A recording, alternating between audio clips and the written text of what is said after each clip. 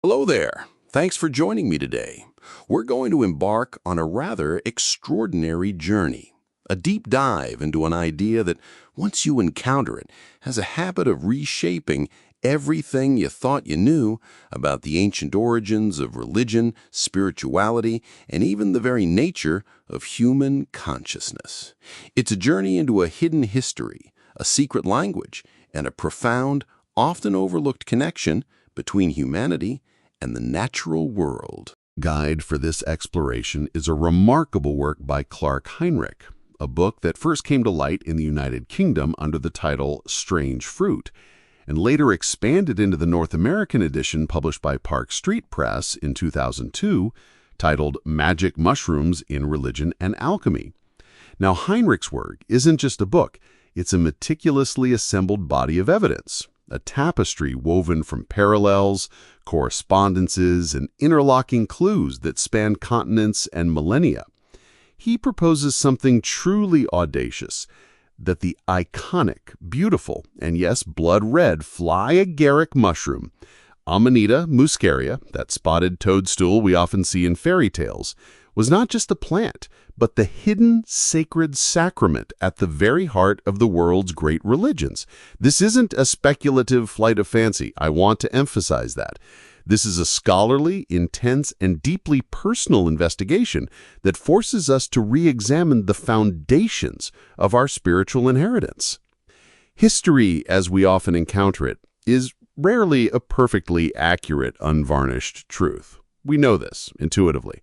But what we very seldom stop to consider, what we rarely ask ourselves, is what exactly was lost along the way.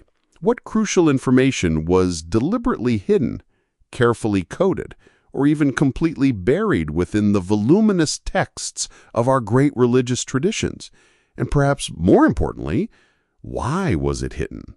Heinrich suggests it was so that only the truly initiated, those with the keys of knowledge, as the Gnostics might say, would truly understand. It's a compelling notion, one that immediately makes you reconsider familiar stories with an entirely new lens. Critical Heinrich himself, much like many of us, became interested in the profound questions of religion through a childhood colored by a certain kind of fear. He speaks of a minister uncle who would visit his room at night, urging him to accept Jesus, and of imagining a God with an enormous, formidable black book, meticulously noting down every single one of his failures in indelible ink. That's a vivid image, isn't it? A common one, perhaps, for those raised in certain religious frameworks. But what struck Heinrich later, as he began to read these ancient texts with the critical, questioning eyes of an adult, was the most obvious question of all. Where had God gone? Think about it. In the foundational narratives of Hinduism, of Judaism, and early Christianity, people routinely conversed with gods. They heard divine voices. They were carried to heavens. They returned glowing with an inexplicable light. These were not isolated incidents. They were part of the fabric of these early spiritual experiences. Yet if someone were to describe those very same behaviors today in our contemporary society, they would almost certainly be met with a psychiatric diagnosis. This presents a stark, almost unavoidable logical dilemma. Either God has fundamentally abandoned humanity, retreating from direct interaction, or something was profoundly different back then. Some kind of practice existed, some method was employed, perhaps something was consumed or imbibed that literally opened a doorway, a direct channel between the mundane, ordinary world we inhabit and the sublime, divine realm. Heinrich's own deep-seated suspicion, later confirmed through his personal experiences and exhaustive research, was that mind-altering plants were indeed at the very heart of these ancient intimate conversations with divinity. It's a radical thought, I know, but the evidence he lays out is truly remarkable. His research led him, as it did so many others delving into this particular vein of inquiry, to the groundbreaking work of a man named R. Gordon Wasson. Wasson was, surprisingly enough, a retired investment banker, not your typical candidate for turning religious history completely on its head. But he was also a passionate amateur mycologist, someone deeply devoted to the study of fungi. In 1968, Wasson published a truly startling hypothesis.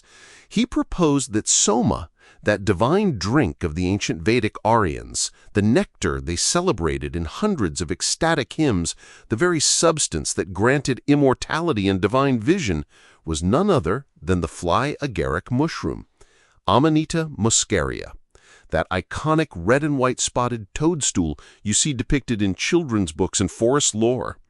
That single identification, that moment of clarity, truly unlocked something fundamental in Heinrich, as it has for so many who encounter this idea. Because if the ancient Aryans were truly drinking this mushroom, calling it God, if soma was in fact a plant or a fungus, then what implications does that carry for other foundational religious narratives? What was then the burning bush that Moses encountered, aflame but not consumed? What was the mysterious cake that provided Elijah with supernatural endurance? What about the scroll that Ezekiel was commanded to eat, finding it sweet as honey? And perhaps most significantly for Western traditions, what was the bread and blood of Jesus offered at the Last Supper? Heinrich asks the profound question, what if all these seemingly disparate mystical elements across different religions were, in their deepest, most esoteric meaning, referring to the exact same thing? This is the hypothesis we're going to explore in all its intricate, astonishing detail throughout our time together today. Now, before we delve into the relentless pattern of evidence that Clark Heinrich presents, it's absolutely crucial that we truly get to know this extraordinary mushroom. I mean, really truly understand its life cycle, its appearance, and its peculiar properties. We're talking about the fly agaric, Amanita muscaria. This isn't just any mushroom. It's a character in its own right, playing a starring role in this ancient drama. It begins its life entirely underground, a small, invisible, egg-shaped white form nestled beneath the roots of specific trees, pines, birches, firs, or oaks. This symbiotic relationship, this deep intrinsic connection to these particular trees, is not just a biological detail. It's a fundamental clue, a recurring motif in the stories that follow. Remember this, because it matters profoundly for every narrative we're about to unpack. When the conditions are right, when the rains come, this subterranean egg begins its remarkable ascent, pushing upward through the soil, breaking the ground. In this very first visible stage, it retains its pure white, spherical form. It truly looks like an egg emerging from the earth. Then, as it matures further, it elongates, transforming into something that might be described as a dumbbell shape, or even a figure 8, a distinct rounded cap emerging from a rounded base. As the cap continues to expand, it begins to tear away from the protective white veil that has, until this point, completely enclosed it. And this is where the magic, the vivid, unmistakable imagery truly bursts forth. The vibrant blood-red color of the cap blazes into view, often adorned with the scattered remnant white patches of that very same veil. It's a striking image, isn't it? It looks like fire erupting from the earth, a primal, arresting sight. Some might see it as a snake emerging from its hole, sloughing its skin. Others a bull's horn, potent and vigorous, or even a phallus, a symbol of fertility and life. It can also evoke a sun disk, vibrant and luminous, floating just above the ground. The visual symbolism inherent in its growth stages is astonishingly rich, and it's no wonder ancient peoples were captivated by it. But the transformation isn't complete. At its full maturity, the cap of the fly agaric does something truly remarkable. It inverts. It turns inside out, becoming, quite literally, a cup, a chalice. Think about that for a moment. The vibrant red that was once on the outside of the cap now forms the interior of this natural cup, which then perfectly fills with rainwater. And here, Clark Heinrich makes a bold yet incredibly resonant connection. This, he argues, is the Holy Grail. Not a mythical goblet crafted by human hands, but a natural, living chalice filled with the sacred waters of the earth and sky. We'll certainly return to this concept of the Grail in much greater depth later, but I wanted to plant that seed, that image, right now. The effects of consuming this mushroom are as strange and as profound as its appearance. Heinrich documented his own experiences, gathered over 30 years of careful, methodical research. He's very candid about the initial stages. They can be difficult. You might experience intense sweating, perhaps a bout of nausea, increased salivation. These are, in a sense, the trials or the tests that the initiates had to endure. But, he assures us, if you survive these initial discomforts, and you almost certainly will because the popular taboo that this mushroom is universally deadly is in fact largely false, especially when prepared correctly, what comes next is truly extraordinary. He describes a profound sense of enormous physical strength and almost superhuman energy. There's a certainty, a peculiar inner conviction that you simply cannot utter anything untrue. It's as if honesty becomes an involuntary state of being. The mind, usually a torrent of thoughts and anxieties, often reduces to a state of profound stillness, like a perfectly calm, undisturbed pool. And then, if the conditions are right, if everything aligns, light breaks.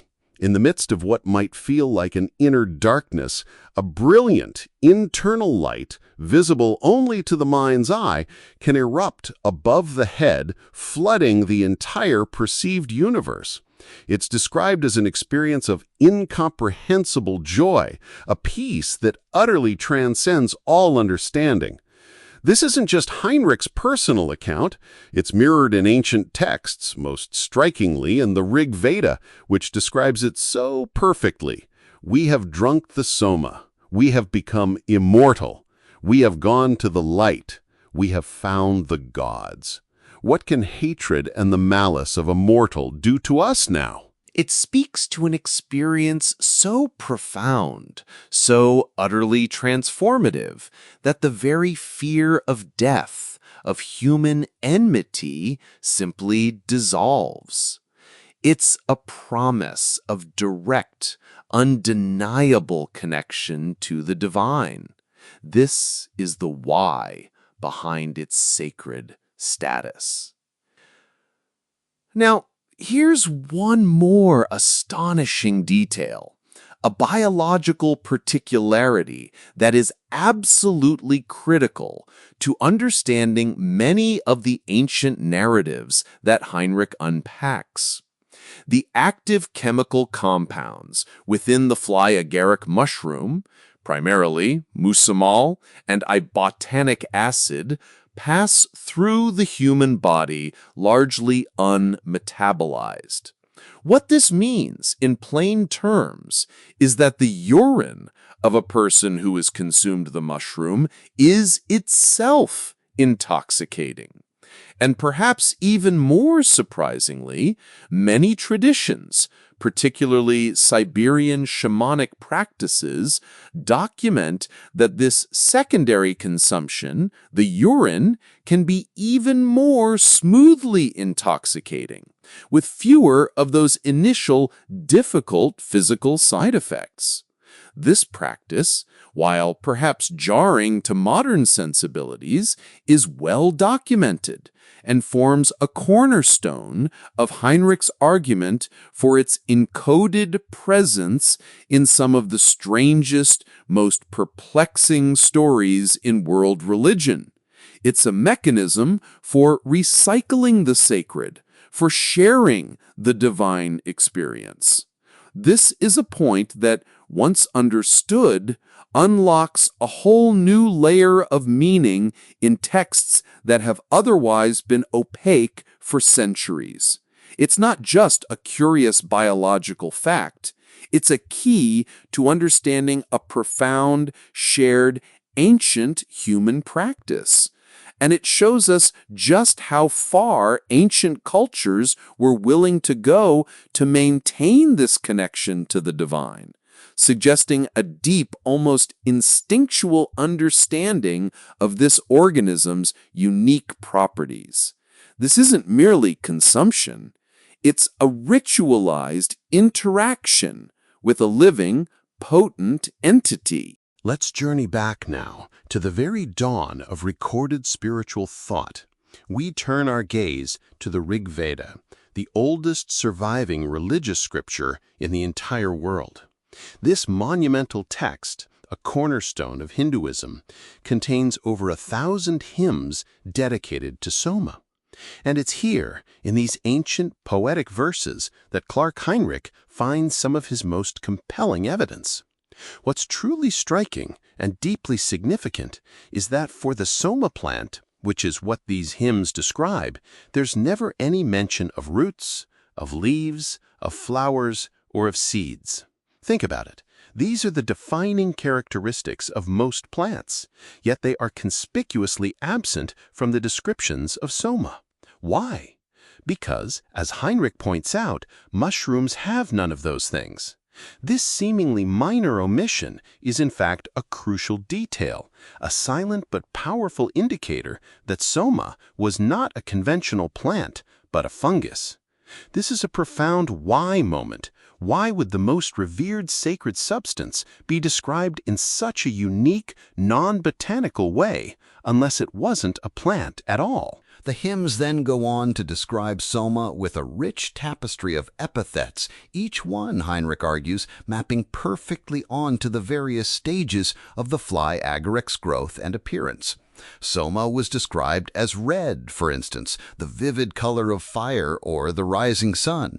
We've just discussed the striking blood-red cap of the Amanita muscaria. It was said to be found only in the mountains, a specific geographical detail that aligns perfectly with the fly agaric's preferred habitat, growing symbiotically with specific trees found in higher altitudes. Soma stood on one foot, a single stalk, again a precise botanical description of a mushroom. It was self-born, appearing without obvious parents, seemingly erupting from the earth, which is exactly how a mushroom's growth appears to the casual observer, lacking seeds or traditional propagation methods. It was sometimes called a bull for the powerful way it bursts through the ground, a phallic potent image that matches the mushroom's early robust growth. It was called the pillar of the sky, its sturdy stalk holding up the dome of its cap, a powerful cosmic metaphor. It was called the navel, the central point, the origin. It was the single eye, which makes perfect sense if you view the round cap of the mushroom from above. And then, more sensorily, it was called honey, referring to its pressed juice, and butter, perhaps for its texture or richness. Most intriguingly, it was called the milkable one, a poetic description of the breast-shaped, expanded dome of the mature cap, which can release potent liquids.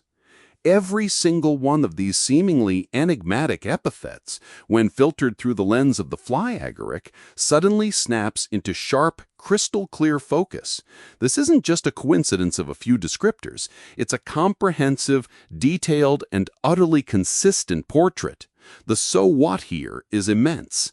These are not vague spiritual metaphors, but direct, literal descriptions of a physical, tangible entity. What happens when a spiritual tradition loses its direct experiential core?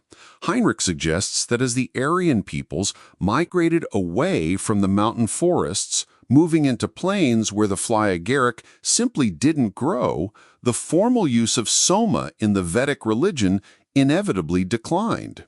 The priests, the guardians of the sacred, were suddenly left without their primary source of direct divine experience.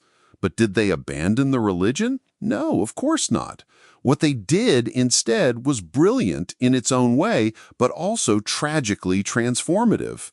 They began to write elaborate commentaries, asserting their own indispensable importance in the cosmic order. They created increasingly intricate ritual surrogates, attempting to symbolically recreate the experience they no longer had access to. This, Heinrich argues, is a classic example of how religion degenerates. It moves almost inevitably from the raw, unmediated power of direct experience to the structured, often rigid framework of institution. From the living, breathing soma to the written, interpreted scripture. It's the replacement of internal gnosis with external dogma, a profound shift in the very nature of spiritual engagement. But the mushroom itself didn't just vanish from the collective consciousness. It went underground, so to speak. It seeped into myth, into metaphor, into the captivating stories of gods who, in their deeper, hidden meaning, were secretly the plant itself. Think of the god Vishnu, for instance, in his dwarf avatar, able to shrink into a tiny space only to expand dramatically to cover the entire earth. Heinrich sees this as a direct encoding of the fly agaric, transitioning from its contracted tiny egg state to its full grand expanded form. It's a cosmological analogy embedded in the mushroom's life cycle. Or consider the formidable god Rudra, the wild, naked man of the Himalayan pine forests, often depicted with a vivid red cap, his body covered in white ash, sometimes with an erect palace, burning torches, and piercing red eyes. Doesn't this sound remarkably like the fly agaric, nestled in the pine forest after a refreshing rain, with its red cap and the white remnants of its veil? And the ashes that Rudra sprinkles on everything. These, Heinrich contends, are the millions of white spores released from the gills of mature mushroom cap carried on the wind. This isn't a stretch, it's a consistent interpretation that gives these ancient, sometimes bewildering images a concrete, naturalistic grounding. And the epic tale of the churning of the ocean of milk, a foundational Hindu myth where gods and demons collaboratively churn the primal waters, enduring immense struggle to ultimately produce soma, the elixir of immortality. Heinrich interprets this as the annual process of the monsoon rains falling on the mountain forests, a natural cyclical event that culminates in the emergence of the sacred mushroom. It's a brilliant technology, isn't it? A way to encode secret, vital knowledge within the entertaining, memorable framework of stories. To keep this profound information alive, yet simultaneously hidden in plain sight. Only those with the specific knowledge, the true initiates, would be able to pierce through the narrative veil and see what was truly being conveyed. It's a challenge to our modern understanding of myth, not just abstract morality tales, but precise instructions, veiled in allegory. This is the sophisticated language that Heinrich believes permeated these ancient traditions, a language that speaks of a profound, direct engagement with the sacred, mediated not just by priests alone, but by a powerful, natural sacrament. Now, let's bring this lens to bear on a narrative that is, for many in the Western world, perhaps the most foundational and familiar of all, the story of the Garden of Eden. It begins famously with the serpent, described as the subtlest creature in all the garden, a being of cunning and temptation. And the characters, Adam, a name that means red or ruddy, from the soil. The red one came from the soil. Eve, whose name means life, but also, significantly, can be linked to the concept of a serpent. And then there is the fruit, the forbidden fruit, a fruit that, crucially, is not depicted as a poison, but rather as something that opened their eyes, that made them like gods. This is a pivotal point, the why of its forbidden nature and the so what of its transformative effect. Heinrich makes a direct, compelling argument. The fly agaric mushroom, the Amanita muscaria, grows beneath trees. It appears, often seemingly from nowhere, low to the ground, often among tangled roots and foliage, precisely where one might expect to find serpents. A young mushroom, under certain conditions, can indeed bear a striking resemblance to the flattened head of a pit viper, rising eerily from a hole in the earth. The stalk itself, in its emerging form, can be quite snake-like. And the cap, when it first appears, is a round, shining fruit that could easily be mistaken for something that has fallen from the tree above it. So Heinrich posits, what if the serpent and the fruit are, in their esoteric meaning, one and the same? What if they both refer to the fly egret? And then there's God's warning that on the very day they eat of it, they will surely die. This, Heinrich argues, reflects a very real, very potent tribal taboo. The first time an individual or an early society encounters this mushroom, they might very well be warned away from it. The message would be stark: it's deadly poison. And indeed, if one were to eat the raw mushroom, unprepared, it can be genuinely unpleasant, leading to intense nausea and sweating. Those who experience this might well internalize the taboo, feeling grateful to have survived, reinforcing the fear. But what if someone with specific, accumulated knowledge, someone versed in its proper preparation, its careful drying, its precise use, what if they were to counter that warning? What if they were to say, you will not die. Rather, your eyes will be opened. You will become like gods. And if then properly dried caps were consumed, and the profound revelatory experience unfolded, then the taboo would be irrevocably broken, and the truer truth revealed. This, in Heinrich's interpretation, is the true story of the Garden of Eden. The so-called original sin is therefore not an act of moral transgression, but rather the priestly condemnation of a powerful plant-induced experience of the divine. It's a move to control access to direct spiritual encounter, to institutionalize what was once a personal revelation. That's a huge complication for traditional theology, isn't it? Let's move on to Moses, a figure central to Judeo-Christian tradition. We find him as a shepherd tending his flock in the mountains above the Red Sea. Interestingly, his father-in-law, Jethro, was a Midianite priest, almost certainly, Heinrich suggests, an initiate into these ancient mushroom mysteries. Moses then encounters a plant that glows like fire, but is miraculously not consumed. This is the burning bush. And the very first thing this divine plant says to him is, "Take off your shoes. The ground on which you stand is holy." This isn't just a general instruction for piety as it's usually understood. Heinrich offers a practical, grounded interpretation. When you find one fly agaric mushroom, it's a clear signal to stop moving. Look carefully around you. There are almost certainly others nearby, perhaps even hidden underfoot. Walking barefoot in a grove of fruiting mushrooms allows you to feel the ground, to move with extreme caution, ensuring you don't accidentally crush the sacred plant. It's a very pragmatic instruction for a mushroom gatherer, isn't it? It grounds the mystical in the mundane, offering a tangible reason for the divine command. And then Moses himself becomes the staff of God, a being who stands on one staff, one leg, much like the mushroom itself.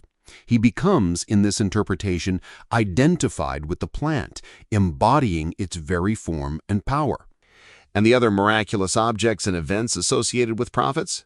The burning coal placed upon the lips of a prophet, symbolizing divine inspiration. The scroll that Ezekiel eats, finding it sweet as honey, which bestows upon him the word of God. The angel cake consumed by Elijah, granting him supernatural strength for 40 days. Heinrich argues that these are all encoded references to the same thing, a dried mushroom cap, eaten on the mountain of God, where the necessary pine and fir trees grow after the vital rains. This isn't about magical food in the abstract. It's about a specific, potent, tangible sacrament. And what about the Ark of the Covenant, described as being built to enormous dimensions, far too large for a few stone tablets? Guarded with the utmost secrecy, with the chilling threat of the death penalty for anyone who dared to touch it. What could possibly require such absolute protection, such extraordinary secrecy? Heinrich suggests it housed the same secret as the mountain itself, the dried mushroom caps of Yahweh, the sacred, powerful source of direct divine experience, protected from uninitiated access. And Moses' face glowing after 40 days on the mountain. This is a known physiological effect of consuming large doses of fly agaric. The capillaries in the face can dilate massively, engorging with blood, making the face literally glow red. Sometimes parts of the face might drain while others remain engorged, creating a striking pattern of red and white patches. Moses, it is said, wore a veil, not to protect others from the divine light, but to hide his ordinary face when the mushroom wasn't active, when the glow had subsided. This shifts our understanding of these ancient stories from purely symbolic or supernatural events to deeply meaningful encoded accounts of specific, powerful, and natural experiences. It complicates the simple telling, but enriches the underlying tapestry of meaning. Let's continue our linguistic and symbolic archaeological dig, delving deeper into the rich veins of Judeo-Christian scripture. One of the most enigmatic and passionately debated texts in the entire canon is the Song of Songs, or the Song of Solomon, traditionally interpreted as a beautiful, albeit allegorical, love poem between God and Israel, or Christ and the Church. Heinrich proposes a radically different, yet astonishingly consistent interpretation. It is, in fact, a mushroom love poem. This immediately begs the question, why? Why would such a sacred text encode something so seemingly mundane, or rather so naturally specific? The answer, he suggests, lies in the intense, direct, and sensual experience the mushroom provides, which ancient peoples equated with the most profound forms of divine love and union. It is, in essence, a love song to the sacred sacrament itself, cloaked in human passion. Consider some of the famous lines. I am the rose of Sharon, the lily of the valleys. Heinrich sees these not as generic floral praises, but specific references. The rose of Sharon could point to a red flower, perhaps specifically a red Palestine lily, and the lily of the valleys, a white flower. Red and white, the signature colors of the fly agaric. It's a color palette, a visual cue. Then the descriptions of the beloved. His head is purest gold. His legs are alabaster columns set in sockets of gold. This, Heinrich argues, perfectly describes the mushroom, the golden or reddish gold cap, and the white sturdy stalk like an alabaster column emerging from its base. As a lily among the thistles, again, the vibrant red cap standing out majestically among the pointed white veil fragments that often cling to its surface. Your teeth are like a flock of shorn ewes, a seemingly odd simile that Heinrich connects to the white pointed cells of the mushroom's veil. Your lips are a scarlet thread, your cheeks are like halves of a pomegranate.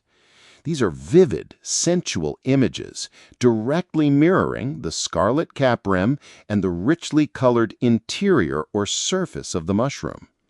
And then she is a garden enclosed, a sealed fountain. The mushroom in its nascent stages is sealed. The cap is enclosed by its protective veil, its gills guarded by the annulus, until it finally opens, expands, and reveals its secrets. This sealing and opening are pivotal moments in its life cycle, mirroring the sacred revelation.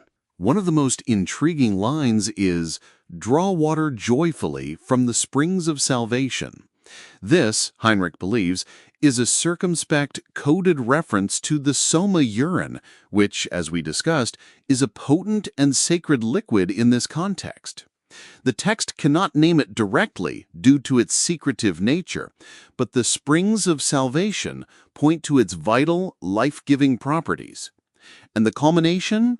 Love is strong as death. The flash of it is a flash of fire, a flame of Yahweh himself. Love no flood can quench, no torrents drown. This isn't just poetic hyperbole.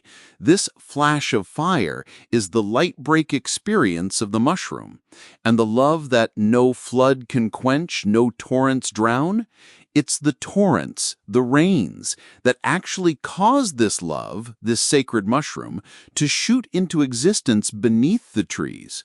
The very forces that would typically extinguish a flame are the very genesis of the sacred experience. It's a profound inversion of expectation and a beautiful encapsulation of the mushroom's natural dependence on water. The complication here is the sheer audacity of interpreting such a beloved spiritual text in this physiological, mycological way, forcing us to confront whether our traditional interpretations have missed a tangible physical foundation. Moving from passionate romance to apocalyptic vision, let's turn to the prophet Ezekiel. His vision of 4 burning creatures with straight unbending legs and hoof-like feet is a truly strange image. Heinrich connects this to the smooth unbending stalk and the club-foot base of the fly agaric. These creatures have fiery torches between them, which could be interpreted as the vibrant red caps on their stalks, fire on a stick. But what really captures attention are the glittering wheels, described as being on the ground beside each creature, each with another wheel within it. When Ezekiel perceived them, they seemed enormous. This is where Heinrich introduces a so what scenario based on the known effects of fly agaric intoxication, macropsia. Macropsia is a visual distortion where objects appear significantly larger than they actually are. So what if Ezekiel was experiencing macropsia? A relatively small mushroom cap would appear enormous. Now look at the top of a fly agaric mushroom cap from directly above. It's a solid wheel. Then look from beneath.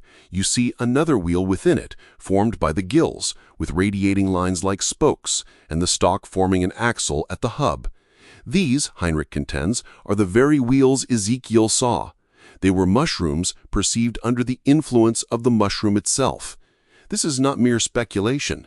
It's a direct correlation between a documented hallucinogenic effect and a seemingly inexplicable biblical vision, making the abstract suddenly very concrete. And finally, Ezekiel's famous command to eat a scroll that was sweet as honey in his mouth. What was this scroll? Heinrich argues it was a dried mushroom cap. When dried, the fly agaric becomes pliable, almost leathery, much like parchment or a scroll, and it can be quite sweet. So the mushroom is the Word of God, and eating it is prophecy. It's a direct physical ingestion of divine knowledge. This redefines the prophetic experience as a repeatable, tangible event, rather than an unexplainable miracle. The internal consistency of these connections across such varied texts is precisely what makes Heinrich's work so compelling. He's not cherry-picking, he's revealing a comprehensive hidden language, a shared secret across multiple traditions, encoded in plain sight for those with the keys to decipher it. The implications for our understanding of scriptural interpretation, and indeed for the very origins of religious practice, are nothing short of monumental. It forces us to ask, what other hidden messages are embedded in the stories we hold sacred? Let us now turn our attention to perhaps the most influential narrative in Western civilization, the story of Jesus. Heinrich's work posits that whether or not there was a historical man named Yeshua who initiated a messianic movement in first-century Judea, for the purposes of decoding the esoteric layers of the New Testament, it almost doesn't matter. What matters profoundly, what becomes utterly compelling when viewed through Heinrich's lens, is that the narrative of Jesus' life, however it was compiled, shaped, and written by its various authors, maps with an astonishing, almost uncanny precision onto the life cycle of the fly agaric mushroom and, crucially, onto the profound experience of those who consume it. This is a monumental claim, and it deserves our closest attention, our deepest why and so what interrogation, because it completely reframes the core tenets of Christianity, suggesting a physical, tangible sacrament at its mystical heart. Consider the birth narrative. Mary, the virgin earth, unplowed, giving birth. The fly agaric is born, quite literally, of virgin earth, pushing up from the soil. It often appears in what might be called a stable environment. Among the straw and grasses that feed animals, this is the young mushroom in its earliest egg-like stage. Then the magi arrive. Heinrich interprets magi as white, light, and lord of the treasury. The gift of the mushroom, as we've discussed, can bring about a profound experience of white light, and the dried cap, often golden in hue, could easily be seen as a treasury. Importantly, Persian magi were known as Hauma priests, and Hauma is simply the Persian cognate for the Vedic Soma. Their presence at the birth of Jesus, therefore, directly connects this new, burgeoning religion back to the ancient mushroom cults of the East. And who receives the initial announcement of the birth? Shepherds. Why shepherds? Because they were among the few people who regularly ascended to the mountain forests where the fly agaric grew, making them ideal, unwitting custodians of the sacred plant. The story of circumcision, a key Jewish ritual, also finds an unexpected parallel. The fly agaric, Heinrich observes, circumcises itself. In its early stage, the cap is entirely ensheathed by the veil, much like the glans is by a foreskin. As the mushroom grows and expands, the cap naturally tears away from the base, exposing itself, a self-circumcision. This process typically takes 7 to 8 days. Jesus, according to tradition, was circumcised on the 8th day. The alignment is too precise to ignore. Then, the baptism and initiation of Jesus by John the Baptizer. John, Heinrich suggests, represents the last vestige of the ancient Jewish mushroom priesthood, and Jesus comes to him for initiation into these mysteries. The experience of immersion, not just in water, but of the dried mushroom being placed in water and the subsequent flooding of light above the head like a white dove descending. This is the very specific climax of the fly agaric experience, a brilliant light streaming down from above. John is later killed, his head severed. This severed head of prophecy reappears consistently throughout the Grail tradition, a potent symbol of the mushroom cap, harvested from its stalk. The profound so what here is that these aren't just symbolic acts. They are physical, ritualistic engagements with a psychoactive sacrament, carefully encoded within the narrative. The temptation in the wilderness. Turn these stones into bread. The white, egg-like form of the fly agaric in its earliest stage looks remarkably like a rough stone. It grows, rounds, and expands, and when dried, it becomes a round dome, resembling a small loaf of unleavened bread. The mushroom is the stone that becomes bread. It's a riddle, a literal instruction hidden in plain sight. And the miracles attributed to Jesus: water into wine. The mushroom, when placed in water, changes the water, vivifying it, imparting a fiery quality. And the soma urine, when consumed, transforms from a pale, acrid liquid into a glowing orange fragrance, often described as pleasant. The water has, quite literally, become wine. Walking on water, a dried fly agaric cap floats. Mortals sink. The immortal God, or the sacred substance, walks on water. Feeding the multitude from almost nothing? A known property of the fly agaric is powerful anorexia.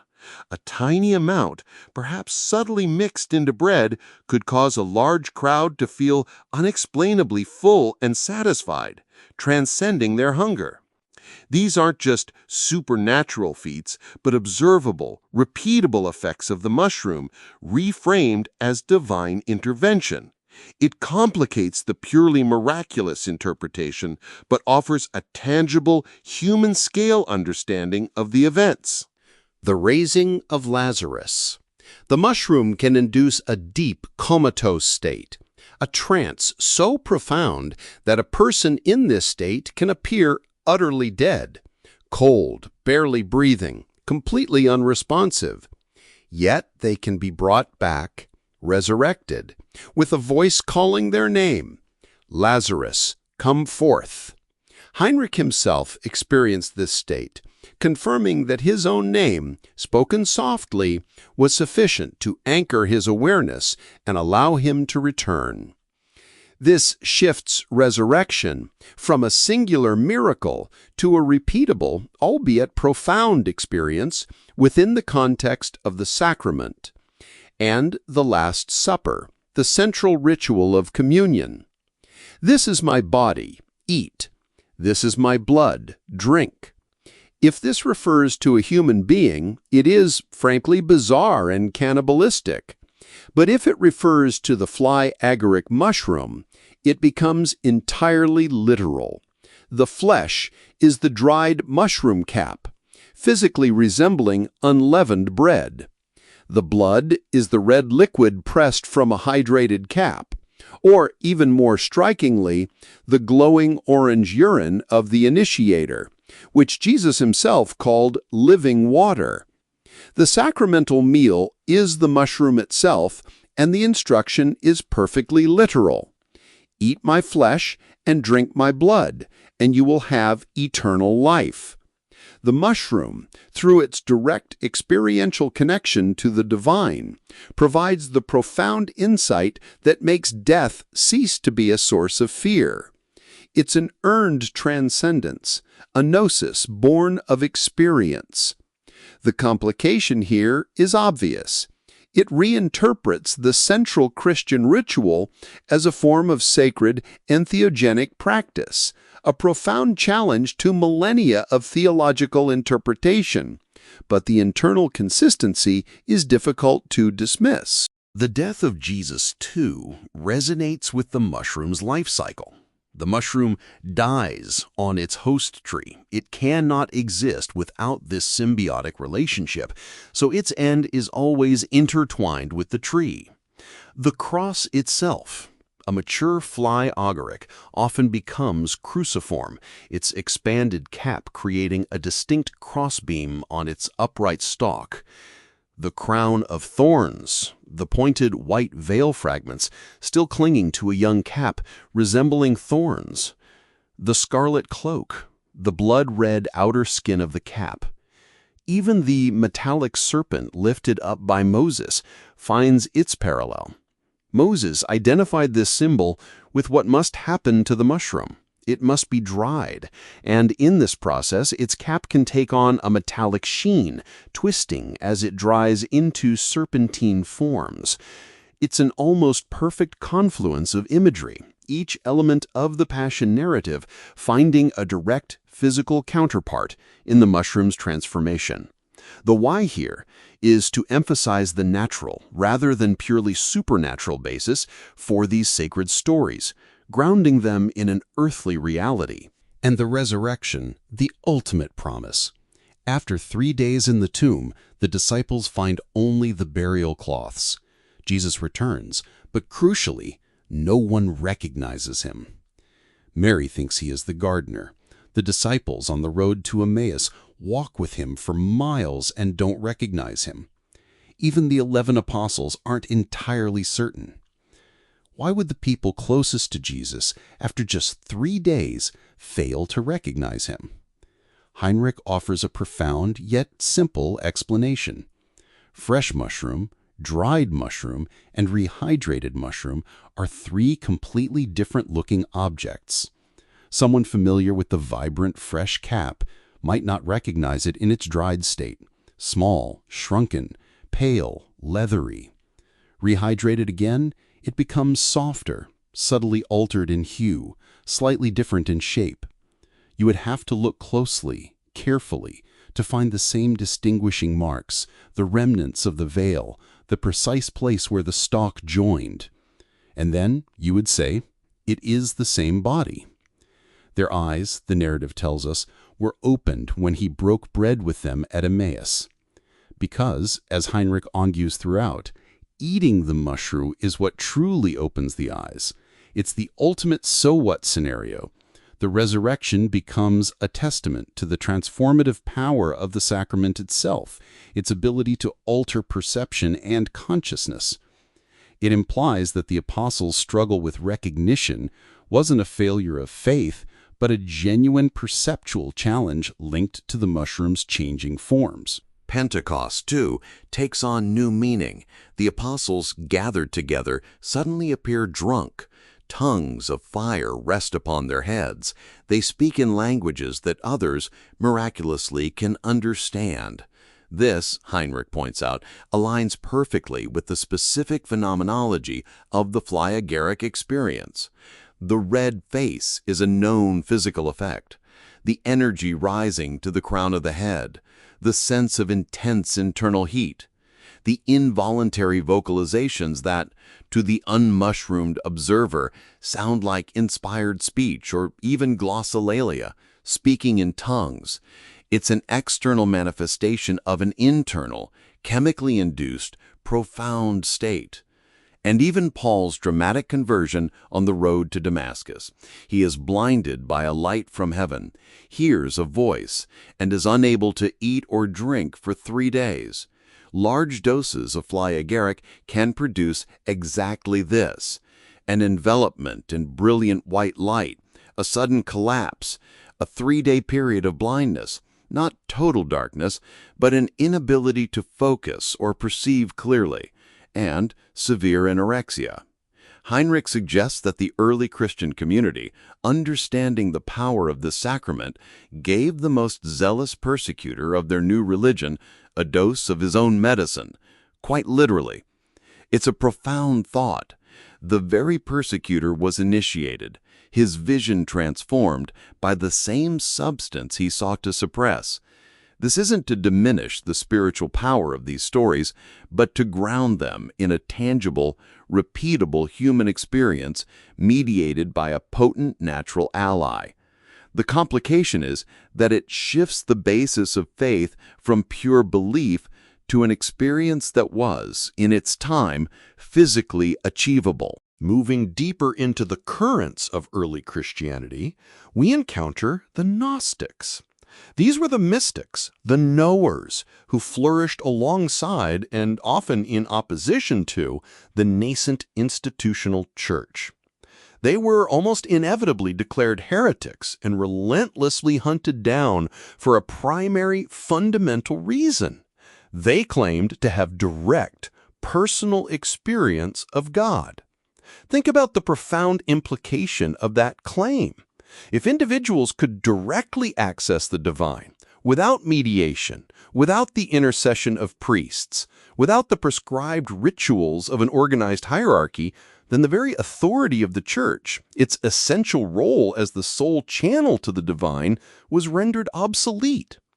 The Gnostics, through their emphasis on gnosis, on knowledge gained through internal revelation, made the church's carefully constructed power structure deeply vulnerable. This is the ultimate why for their persecution. They possessed a means of access that bypassed the controllers, a direct line to the source.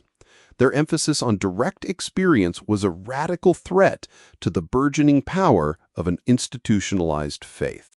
Now, thanks to the remarkable discovery in 1945 of the Nag Hammadi texts, buried in Egypt for 1,500 years, we have a clearer window into Gnostic practices.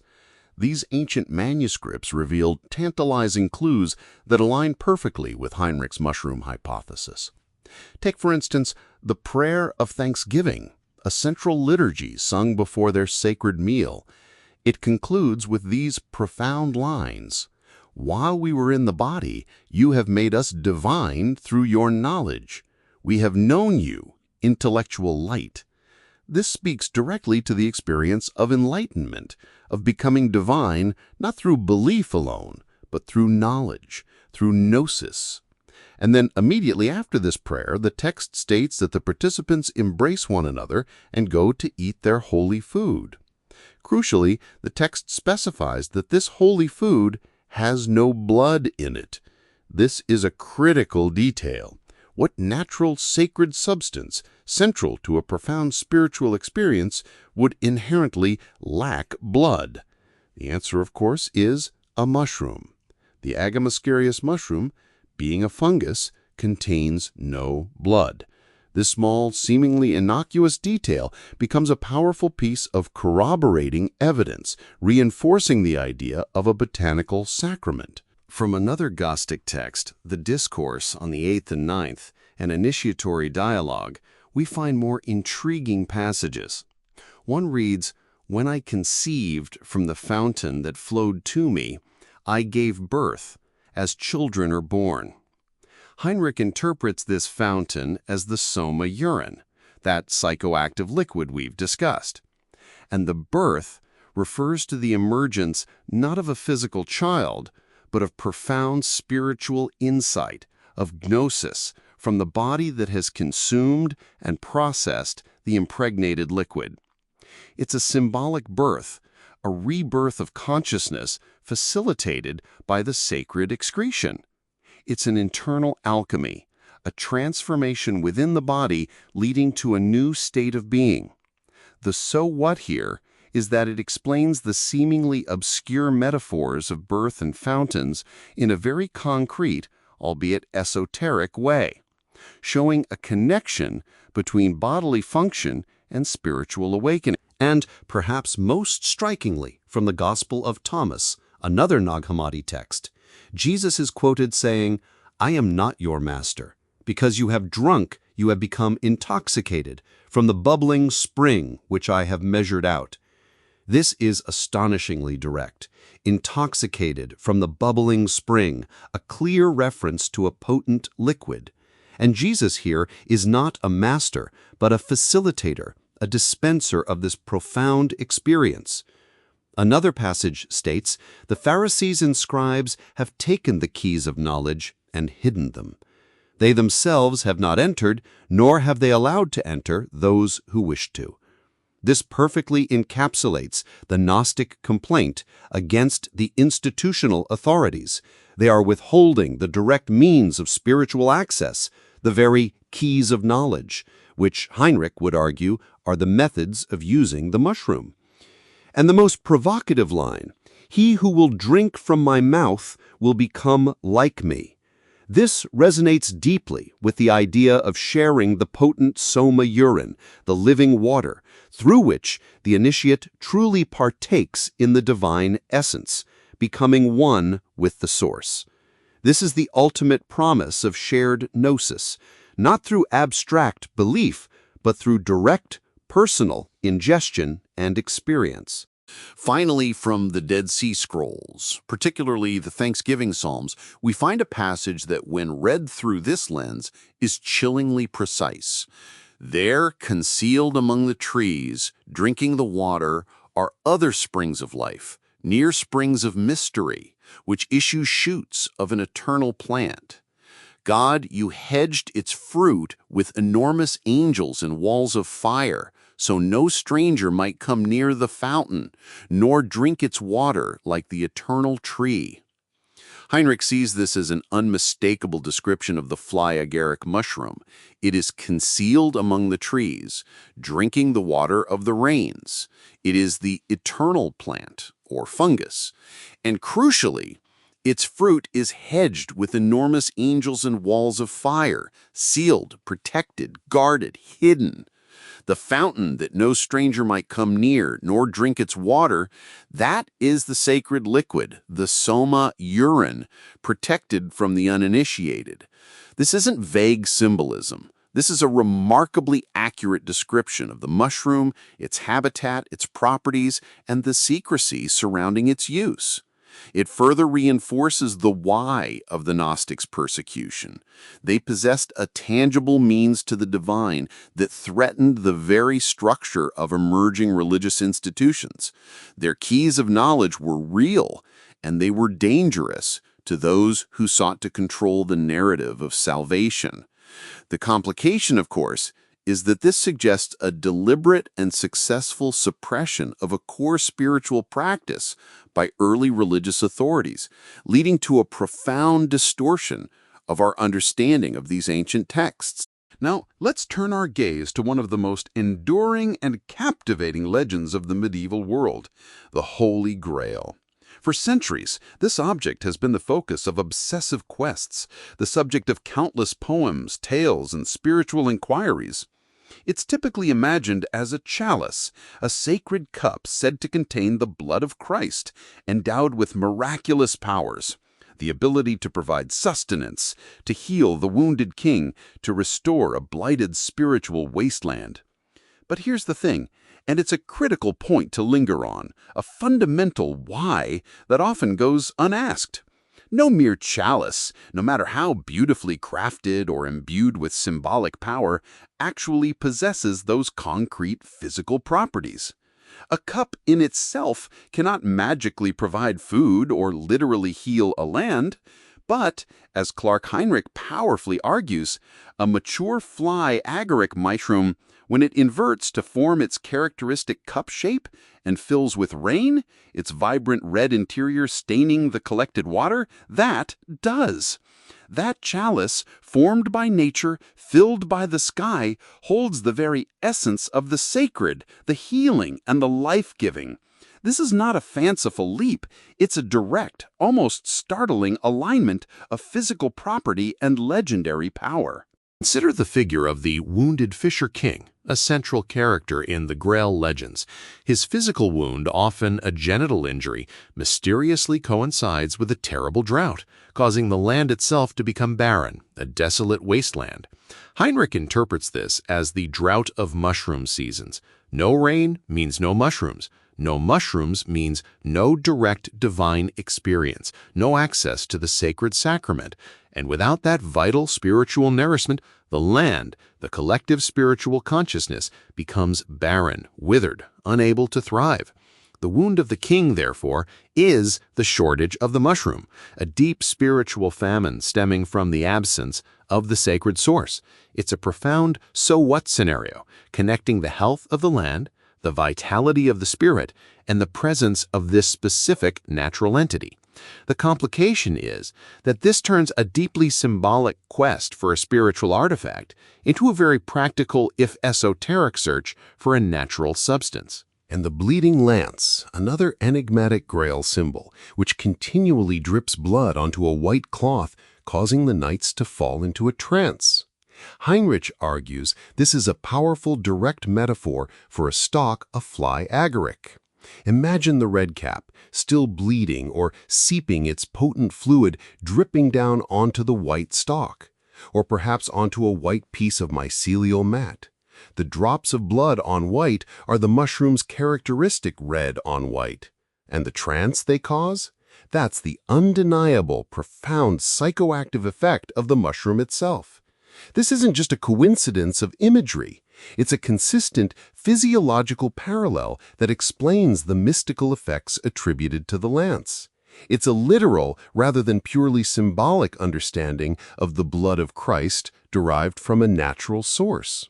This further grounds the magical elements of the legend in the realm of tangible experience, challenging purely allegorical interpretations. The Grail itself was described in 4 primary forms throughout the legends: as a chalice, as a dish, as a jewel, and as a stone. And remarkably, Heinrich shows how each of these descriptions corresponds to a specific stage in the life cycle of the fly agaric mushroom. The mature cap, as we've discussed, inverts to become a chalice. The broad, expanded cap also serves as a perfect dish. The young, shining, egg-shaped phase of the mushroom, still enclosed in its veil, is easily seen as a precious jewel. And the rough white, unexpanded egg form could be perceived as a stone. All 4 of these seemingly distinct forms are in fact different stages in the life of a single mushroom. Moreover, the legends often state with curious emphasis that the Grail is not of stone, not of bone, not of metal. These denials, Heinrich suggests, are themselves mushroom metaphors. The mushroom looks like a white stone in its early form. It looks like bone in its structural components, its stalk. And it looks metallic, taking on a peculiar sheen, especially when dried. Yet it is none of those things. It is a living, organic entity, a plant or a fungus. These denials serve to point the initiate towards the true, subtle nature of the Grail, guiding them away from mundane interpretations. And finally, Galahad, the pure knight, uniquely able to gaze into the Grail and comprehend its full mystery. He merges so completely with the divine experience that he ceases to exist as a separate being. This, Heinrich argues, is the highest state described by yoga philosophy, samadhi, where the individual light is absorbed into the cosmic light, where there is no longer a distinction between the enjoyer and the enjoyed. Galahad, in effect, died of God, or more precisely, he simply ceased to be separate from God. This is the ultimate so what of the Grail quest, not merely finding a magical object, but achieving complete spiritual union, a dissolution of ego into the divine. It's a profound mystical experience, one that is repeatable and, Heinrich contends, facilitated by the sacred mushroom.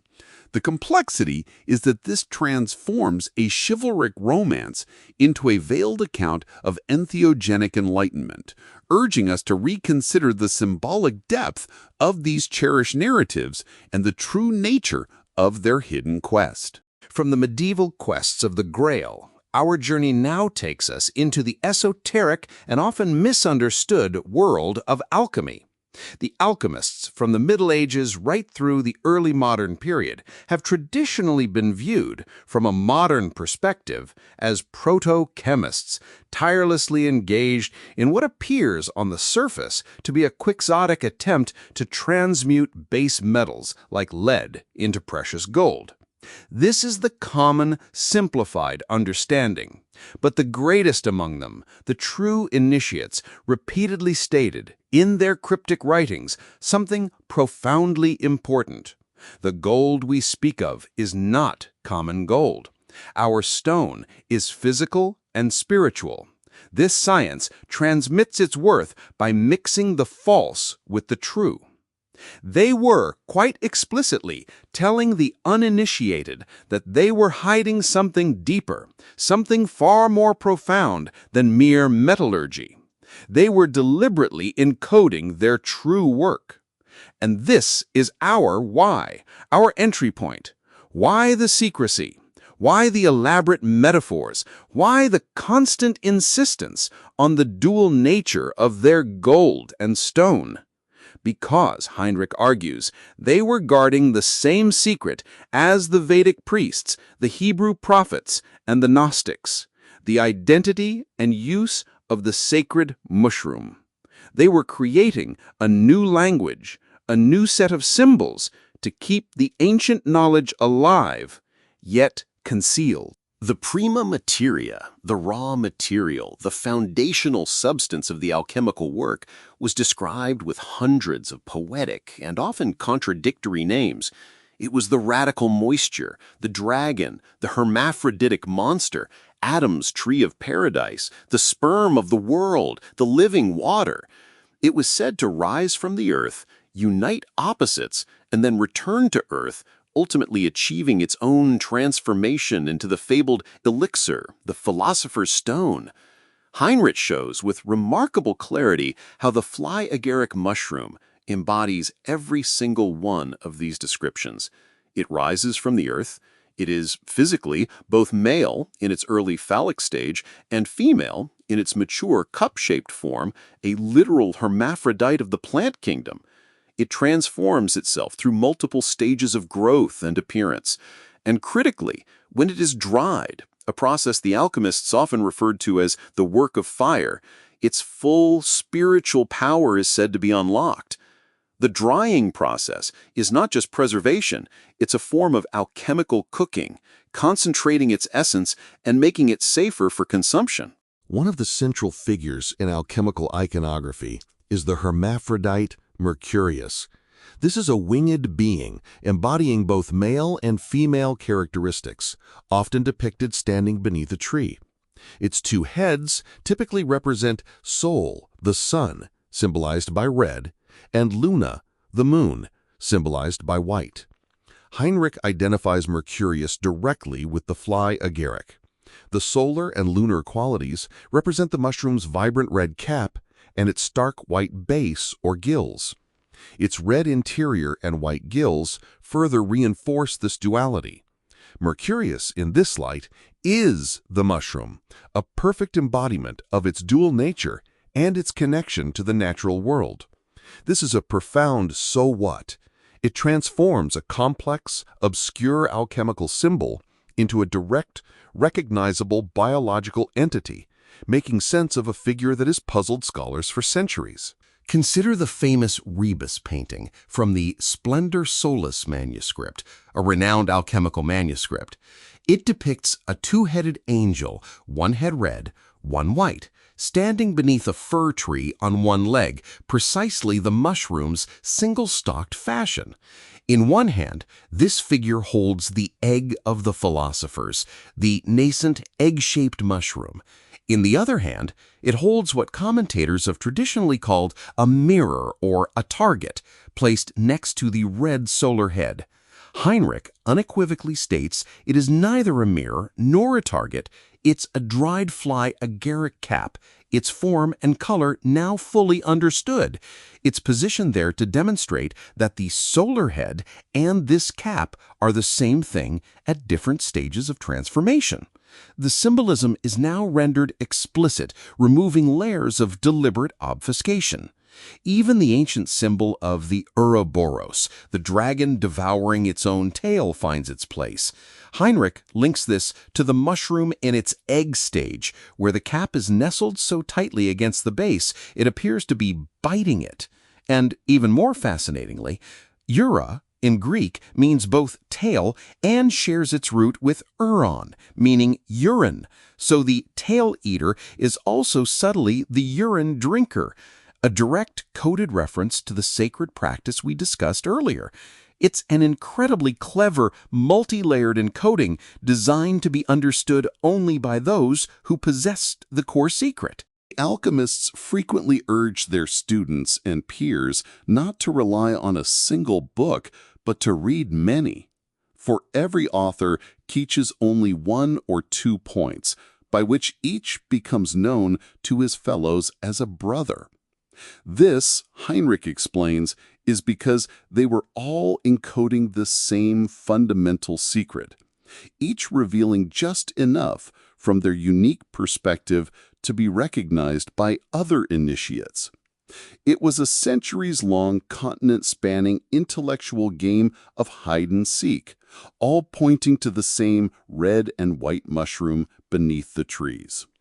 And the philosopher's stone, the lapis, the ultimate goal of the alchemical work, was, Heinrich insists, real. It was physical, it was tangible, and the greatest alchemists consumed it, drank it, and it took them to heaven. He quotes Hermes the Prince, "After so many wounds inflicted on mankind, here by God's counsel and the help of the art, flow I a healing medicine. Let him drink me who can. Let him wash who will. Let him trouble me who dare. Drink, brethren, and live." This is not abstract philosophy. It's an invitation, a challenge, and a promise, all encoded within the language of a natural, powerful sacrament. It complicates the mystical quest by rooting it in a physical, albeit deeply spiritual practice, forcing us to consider a tangible origin for their profound wisdom. This implies that the alchemists were not merely searching for gold, but for an agent of transfiguration that was both within and of the natural world. Now we arrive at perhaps the most intimate and compelling part of Clark Heinrich's groundbreaking work, his first-hand account, his direct experiences with the sacred mushroom. This isn't merely academic theorizing, it's a testament to personal exploration, a daring venture into the realms of consciousness that these ancient texts seem to describe. Heinrich, along with his friend Michael, embarked on an extraordinary experiment in 1977. For 31 consecutive days, they consumed dried fly agaric mushrooms daily. They were, in essence, systematically immersing themselves in the very sacrament they believed to be at the heart of these ancient traditions. And then on the 31st day, coinciding with the full moon, they performed a Vedic fire ceremony honoring the ancient practices they were investigating, and together consumed approximately 10 matured dried caps between them. This was a significant, potent dose, taken with reverence and intent. And then they waited, and they collected their urine into bowls. This might seem a strange detail, perhaps even unsettling to our modern sensibilities, but it was a crucial part of the ancient practices, a way to recycle the sacred essence. The urine, they observed, was glowing orange. Its smell, surprisingly, was pleasant, faintly resembling the dried mushroom itself. And then they drank it. This is where the story and the experience intensifies, opening a direct window into the profound, transformative power of this ancient sacrament. The why of their detailed ritual provides a context for the intensity of the so what that followed. What unfolded next was, even for them, beyond expectation. Within minutes, Heinrich describes a sensation of his body's very molecules seeming to separate. He felt he could literally perceive the space between atoms, a profound disintegration of ordinary physical boundaries. Energy, palpable and intense, began to rise in waves from his feet, moving upward through his entire body. But perhaps the most astonishing development was the realization that he and Michael, to their absolute astonishment, could communicate without speaking. Not approximately, not vaguely, but with precise, undeniable clarity. Heinrich recounts reading a line silently from the Bible, and Michael, without having seen the text, responding at the exact correct moment, perfectly attuned to Heinrich's inner thought. They tested this phenomenon repeatedly, meticulously, and it held true. The bliss, he says, kept increasing, intensifying to an almost unimaginable degree. Then came a state of profound stillness. The few thoughts that arose in my mind drifted through like enlightening holograms. I was thinking at the pre-verbal level. I was seeing. This is a description of pure gnosis, direct, unmediated knowledge, beyond the limitations of language and linear thought. It reveals the profound why behind the ancient claims of divine communication, providing a tangible explanation for spiritual telepathy. The complication, of course, is how radically this challenges our scientific understanding of consciousness and communication. The culminating image he perceived was that of a woman walking with a jar of seeds balanced on her head, the seeds slowly leaking through a hole in the bottom. She remained so intensely focused on her destination that she failed to notice her precious cargo falling away, growing lighter and lighter until she finally arrived home and the jar was empty. Heinrich realized the profound truth in this vision. The kingdom of heaven is like this woman. So focused are we on our earthly goals, our mundane destination, that we often fail to notice the very essence of our being, our spiritual cargo, quietly slipping away until we arrive at our final destination, spiritually empty. This is the profound so what of this direct experience, a visceral lesson on presence, attachment, and the true nature of spiritual wealth. And then the ultimate experience. Then there was nothing before another thought could arise. In the midst of a great darkness and a great silence, the heavens opened above my head. In an instant I was flooded with light from above, light of the utmost whiteness and splendor that quickly dissolved everything in its glory. The bliss I had experienced prior to this paled into insignificance in an immensity of light that was also the purest love. The word Father resounded in this heaven of light, and I was taken up and absorbed by the unspeakable Godhead. No longer separate, there was neither enjoyer nor thing enjoyed. There was union. This is the samadhi experience, the ultimate mystical union described across countless traditions, a state of complete absorption into the divine. It's the dissolution of the ego, the personal self, into the universal consciousness, the source of all being. He came back to his senses, lying on the hardwood floor as morning light filled the room. He felt cheated, having been brought back from such an ineffable state. He resolved to go back. His next attempt, alone on a hilltop, involved a single immature cap, dark crimson and immensely powerful. It was, he admits, too much, too fast. The nausea hit hard, intensely. Then came an overwhelming sense of weight, the sensation of the entire universe pressing him into the ground. He lost consciousness. Existence was black, and blackness was all that existed. In the midst of this great unknowing, a point of awareness arose, and it floated there forever. I no longer existed. This is the encounter with spiritual death, the ego dissolution. Then his name was spoken, softly, twice. This sound was my name, and I remembered what the name signified. He spent the rest of the afternoon in a cycle of vomiting, dying, and returning to awareness. This harrowing but transformative experience, Heinrich explains, is precisely why every religious tradition that encodes the mushroom also, implicitly or explicitly, encodes the concept of resurrection. You go down into the depths, you experience a kind of death, and you come back, forever changed. Death is revealed to be temporary, a passage, not a finality. The terror of non-existence dissolves, replaced by a profound understanding of continuity.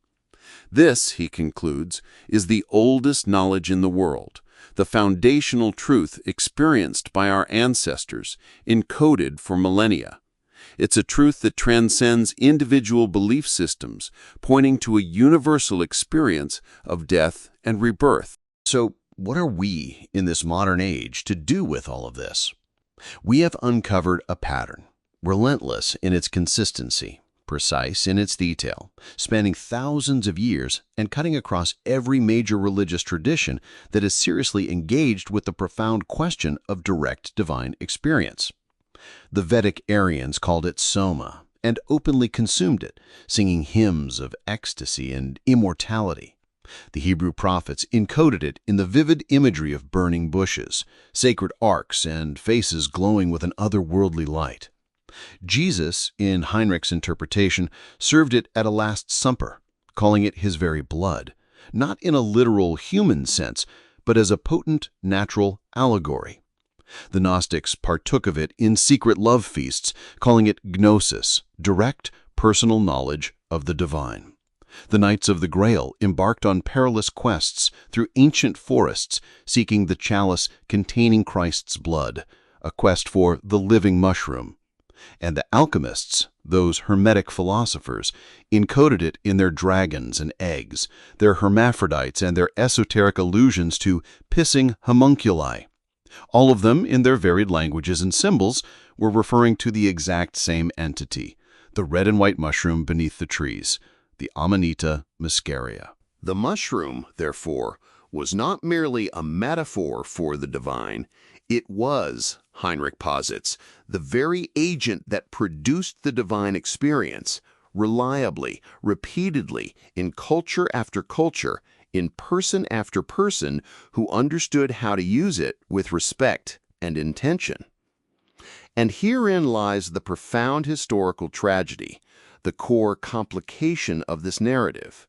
When the mushroom was gradually taken away, whether by geographical shifts that rendered it inaccessible, by fierce persecution from emerging religious authorities, or by institutional religions that simply could not afford to allow ordinary people direct, unmediated access to God, fearing the loss of their own power, the religion itself remained. The shell of the practice endured. The magnificent buildings, the intricate rituals, the sacred texts, the sermons, the hymns, all remained. But the vibrant, living, experiential center was gone. The words, "We have drunk the soma," "We have become immortal," "We have gone to the light," are still there. They always were. They were never mere metaphors. They were direct, visceral accounts of a profound, repeatable experience. The only question now, in this age of unprecedented information access, when this ancient pattern can no longer be suppressed, when it is finally visible to anyone with eyes willing to see it, is whether we, as a civilization, have the courage to truly look at what our sacred traditions were actually pointing toward. This has been an abridgment of Clark Heinrich's truly landmark work, Magic Mushrooms in Religion and Alchemy, a book that first appeared as Strange Fruit in the United Kingdom and was later expanded for its North American edition by Park Street Press in 2002. Heinrich's full work, for those interested in a deeper dive, contains extensive photographic documentation, exhaustive primary source citations, and detailed analysis of visual art from multiple traditions. I encourage you to seek it out. Heaven, it seems, is much closer and far easier of access than we have ever been led to believe. And it is, without a doubt, worth the trip. Thank you for listening, and please consider sharing this episode if you found it enlightening. It helps these important ideas reach more people.